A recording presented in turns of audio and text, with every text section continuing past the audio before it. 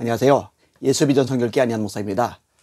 정광훈 목사님이 애국자 또는 애국 지도자라고 한때 생각을 했었는데 이제는 그 생각이 거의 다 사라졌습니다. 애국자가 아닐 수 있겠다. 많은 국민들이 속았겠다. 이 생각이 많이 듭니다. 이렇게 말하는 것은 이유가 있어요. 첫째로 만약에 정광훈 목사님이 진짜 애국자라면, 그다음에 보수 우파라면은 절대로 김대중 대통령을 능력 있는 대통령이라고 말할 수가 없어요. 여러분, 대한민국의 좌파들이, 이 주사파들이 완전히 뿌리를 내리기 시작한 본격적인 시점이 언제죠? 김대중 대통령 때입니다. 박정희 대통령 때 좌파들이 뿌리 내리겠어요? 전두환 대통령 때요? 노태우 대통령 때요? 아니요, 김대중 대통령 때입니다. 국가인권위가 만들어지도록 기틀을 잡은 분이 김대중 대통령 아내이던 이호 그분이었죠. 이 김대중 대통령 때 북한에 얼마나 많은 지원을 했습니까? 북한 다 무너지는 상황이었는데 만약 지원만 제대로 안 했어도 그때 이미 무너졌을 가능성이 높죠. 그런데 막대하게 지원함으로써 산소 공급기를 대준 거예요. 회생하게 만들어준 거예요. 진짜 큰 잘못을 저질렀죠. 그런데 그런 김대중 대통령을 능력 있는 대통령이라 이거는 있을 수가 없는 겁니다. 정광훈 목사님을 따르는 사람들 잘 판단하세요. 여러분들이 진짜 애국을 한다면 정확하게 분별을 하시고 제대로 반응을 보이셔야 됩니다. 맹목적으로 따르는 것은 이용만 당하는 것밖에 안 되는 거예요. 자, 두 번째로 진짜 보수우파라면, 진짜 애국자라면요, 박근혜 대통령에 대해서 존경하는 마음, 아니면 적어도 연민하는 마음은 가지게 됩니다. 자, 탄핵을 당할 이유가 뭐였죠? 선동이죠. 그것도 거짓 선동. JTBC, 손석희 사장, 김어준, 좌파들, 떼거지로.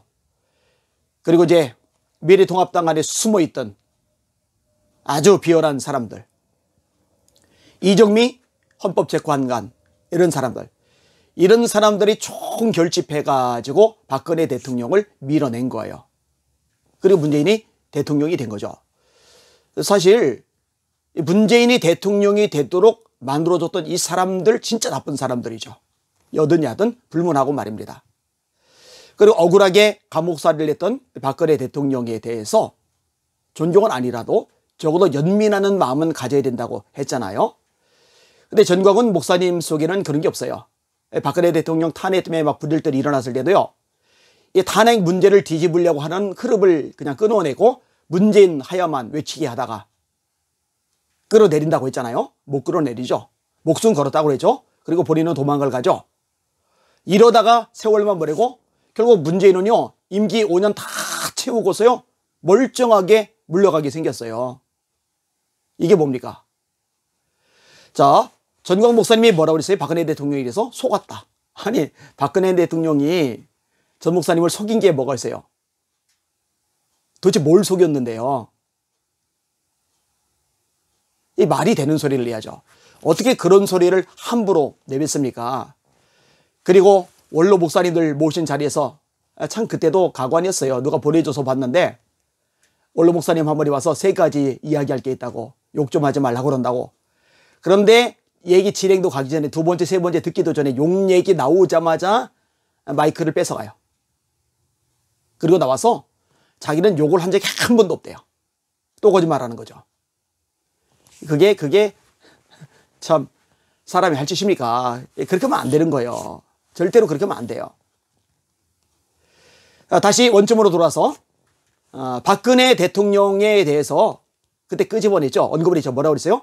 대통령이 되지 못할 사람인데 나 때문에 됐다. 이 전광훈 때문에 대통령이 된 거다. 그게 할 소리입니까? 뭐가 박근혜 대통령이 전 목사님 때문에 대통령 된 겁니까? 말도 안 되는 소리 하죠. 하기야 뭐 최근에도 윤석열의 승리, 전광훈의 승리, 그 유튜브 썸네일 보고서 아유, 참 한숨이 저절로 나오더라고요. 이렇게 정신 승리를 잘할까? 참 안타깝죠. 여기에 선동되는 사람들은 대체 뭘까? 이성이라는 걸 가지고 있는 걸까? 사고가 되기는 하는 걸까? 안타까움이 많이 드는 거예요. 자, 세 번째 또 하나 요인이 있어요. 진짜로 애국한다면은, 보수우파라면은 애국하는 사람들을 보호해줘야죠. 힘을 실어줘야죠. 동력해야죠. 손을 잡고 함께 가야죠. 그리고 이 대한민국을 좌파로 몰아가는 이 잘못된 목회자들에 대해서 날선 비판을 해야죠. 자, 예를 들면 누가 있어요? 김동호 목사님.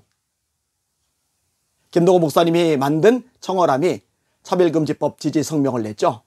김동호 목사님이 만든 청어람의 대표가 불륜을 저지르다가 불명예 퇴진을 했는데 늘 도덕성 강조하던 김동호 목사님이 그 부분은 입도 뻥끗 안 하죠. 내로남불. 아들 데리고서 촛불 집회 때 나갔다고 자랑스럽게 페이스북에 글 올렸었죠.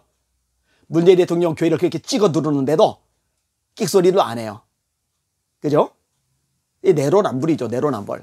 그럼 이런 김동호 목사님에 대해서 뭔가 얘기를 해야죠. 김계성 목사님 같은 분, 이런 분에게 뭔가 이야기를 해야죠. 방인선 목사님 같은 분, 이런 분들 많이 있잖아요. 그런데 왜 애꿎게 애국우파인 심하보 목사님을 그렇게 짓밟고 인격살해를 하냐고요. 그러면 안 되잖아요. 그건 너무 비열하잖아요. 잔인하잖아요. 그것도 한두 번 언급했으면 됐지 몇 날 며칠 그리고 지금까지도 두고두고 심하보 목사님이 잘못한 게 뭐가 있는데요.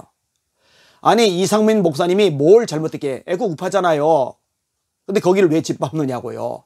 박용 목사님 광주 땅에서 전라도 핵심 지역에서 문재인 정권 향해서 심판의 메시지를 과감하게 전하는 진짜 용기 있는 목사님입니다. 불이익 당하면서 피해 보면서 온갖 욕을 다 먹으면서도 애국을 하시는 거예요.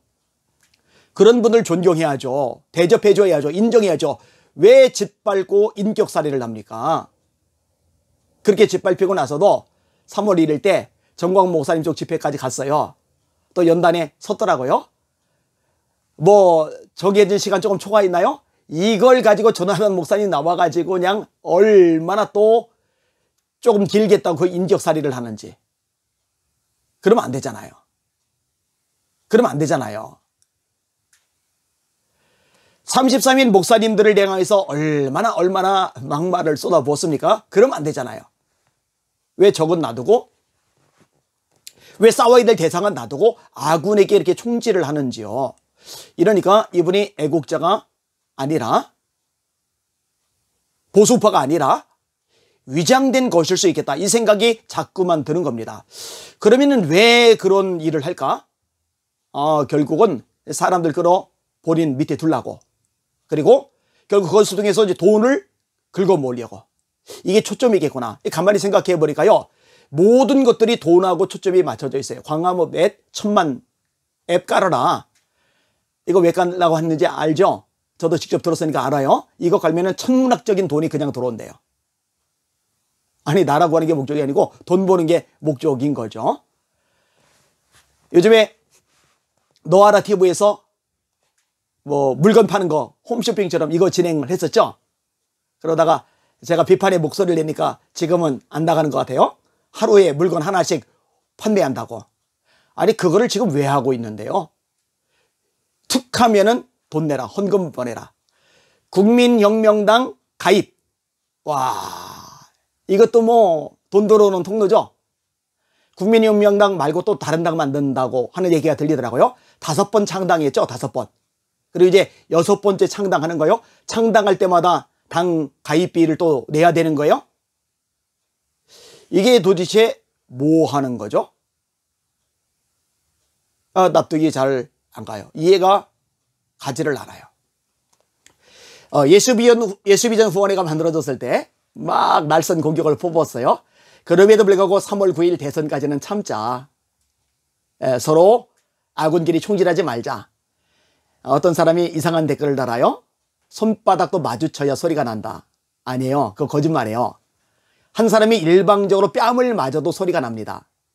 다시 말합니다. 한 사람이 일방적으로 뺨을 맞아도 소리가 납니다. 그거 왜 난리를 치나 했더니 돈이 전광훈 목사님에게로 흘러 들어가야 되는데 저희는 쪽으로 새 나갈까 봐. 고병찬 목사님이 학교 세운다고 그랬을 때 모욕을 엄청 당했죠. 고 목사님 참 많이 힘들어했죠. 광화문 성도들 돈 끌어서 학교 만든다고. 아니 다음 세대 살려야 되잖아요. 교육은 100년지 대계잖아요. 좌파 전교조들에 의해서 영혼들이 망가지고 사상 이념 교육이 잘못해서 오염되잖아요. 이런 상황에서 학교를 자꾸 교회들마다 세워야 돼요. 그래서 고 목사님이 학교를 세운다 그러면은 정상적인 보수파라면, 정상적인 애국자라면, 정상적인 지도자라면, 야, 그거 너 잘 생각했다. 여러분, 우리 고병찬 목사님이 학교를 세운답니다. 이거 후원해 줍시다. 이거 지원해 줍시다. 이렇게 나가야 되잖아요. 근데 그것을 그렇게 난리 치면서 비방을 한 거예요. 뭐 이런 식으로 얘기 꺼내자면 이제 한도 끝도 없을 겁니다. 이분 보수파 아닌 것 같아요. 이분 애국 지도자 아닌 것 같아요. 여러분 잘 분별하세요. 제가 먼저 올렸던 짧은 영상 붙여서 다시 올릴 테니까 보시고 제발 좀 잘 분별하세요. 지도자가 잘못되면요 따라가는 사람 다 망하는 거예요. 정신 좀 바짝 차렸으면 좋겠습니다. 제가 사명감을 가지고 이걸 계속하고 있거든요. 여러분 잘 보시고 분별하시기를 원합니다. 날마다 주님 바라보고 주님의 이름으로 전진하고 승리합시다. 할렐루야.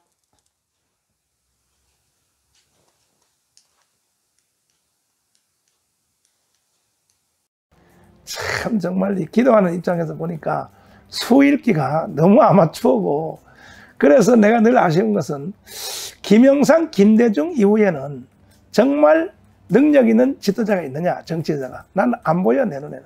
예, 안 보이는 겁니다, 우리 쪽에. 그래서 저는 기도하고 있어요. 정말로 정치의 은사를 받은 사람이 좀 나타나서.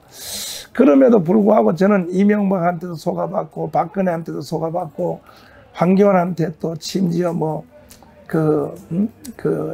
김문수한테도 속아봤고, 난 다 속아봤는데, 결국은 앞으로도 또 국민들과 성도들 중에서 왜 정광훈 목사는 감옥에서 나와서 말이야, 빨리 다음에 대선 후보를 지명해서 빨리 키우고 선전해야지 않았냐, 그래서 안 되겠더라고요. 그러니까 강렬한 단체들이 있어요. 보면은 해사, 육사, 또 단기사관, 또 공군사관학교, 해병대, 주로 안보단체죠. 그분들은 강렬해요. 작년에도 그분들을 제가 안 달래고 안 말렸으면요, 뭔 일이 날지 몰랐어요. 그것도 모르고 문재인 일당들이 나를 고발해서 내가 2달 감옥 갔다 왔잖아요. 사실 문재인 대통령은 나 때문에 살았다고 봐야 되거든요. 그러나 이제는 나는 모르겠다. 난 통제 안 하겠다. 우리는 본대에만 딱 끝나고 나머지 행동에 대해서는 각 단체별로 행동하도록 이렇게 저희들이 정했습니다.